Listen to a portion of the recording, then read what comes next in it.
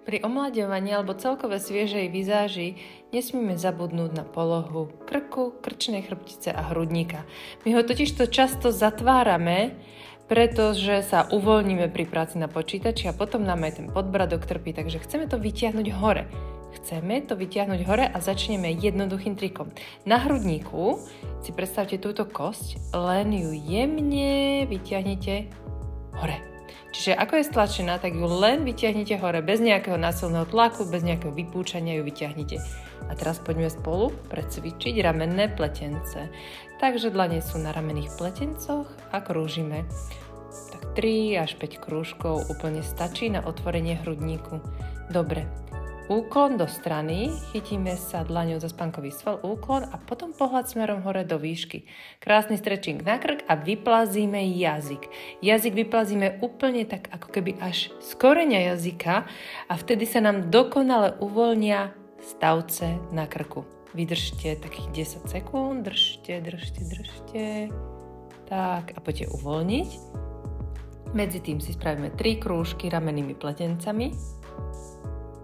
3, výborne, a úklon na stranu. Opäť si chytíme spánkový sval, ukloníme sa a pozrieme hore na strop, vyplazíme jazyk na takú čerticu, aby sme aj ten koreň jazyka mali vyťahnutý a krásne si tak vyformovali podbradok a spodnú kontúru. Držte ešte, držíme 10 sekúnd, uvoľníme. No a pokračujeme ešte na každú stranu, nech to má naozaj efekt, nech je ten krk fakt sexy, štíhlý a tak pekne tvarovaný, nie nejaký zapadnutý. Takže úklon, držíme si jednou dlaňou ramenný pletenec, druhou dlaňou spánkový sval a pohľad hore, vyplazíme jazyk na čerticu až z koreňa jazyka a držíme 8, 7, 6, 5, 4, 3, 2, 1 a pomaličky uvoľníme. Dobre. A krúžky ramennými pletencami. 2, 3. Výborne, úklon na stranu. Tak, chytíme sa za spánkový sval, tak to sa nám krásne vystrečinguje krk. Tak, držíme. A pohľad hore na strop. Vyplazíme jazyk smerom hore. Krásne sa nám týmto spôsobom pouvoľňuje krk. Držte a hlavne Precitujte, čo cítite v trapezoch a na krku. Jazyk vyplazený, chvíľku ešte vydržte, ja viem, je to namáhavé, ale držte, tak, výborne, uvoľníme. Vyhladkáme si hrudník, užijeme si hrudník, precítime ho a hánkami si po hrudníku pobeháme trošku rytmickejšie.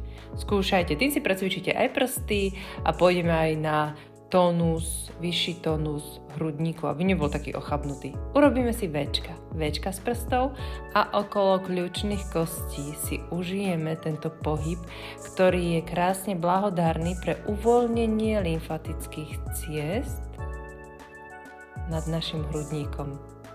Takže masírujeme okolo kľúčnych kostí a vymeníme. Jeden prst je hore, druhý je pod kľúčnou kosťou.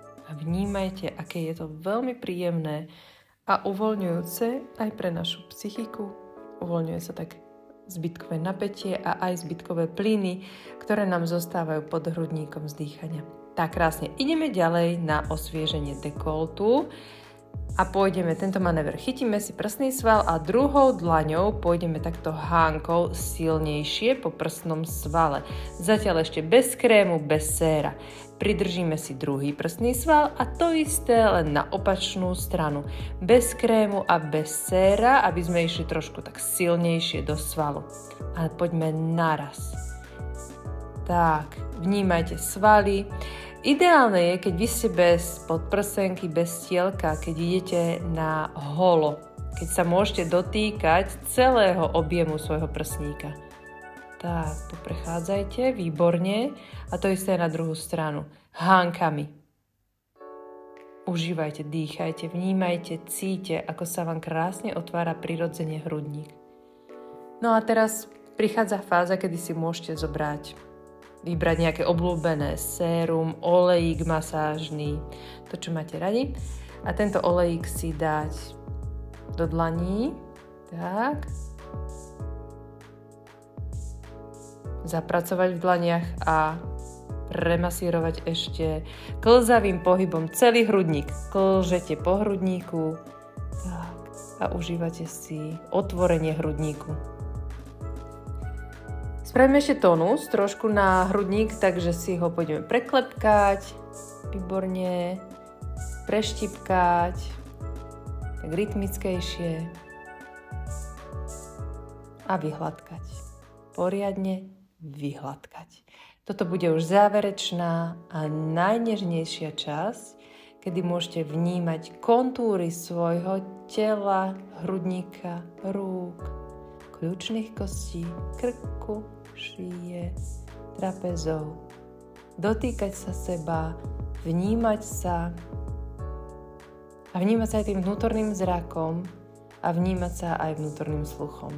Načúvať sebe a zvýšiť vnímavosť k životu, ktorý sa vo vás odohráva s láskou.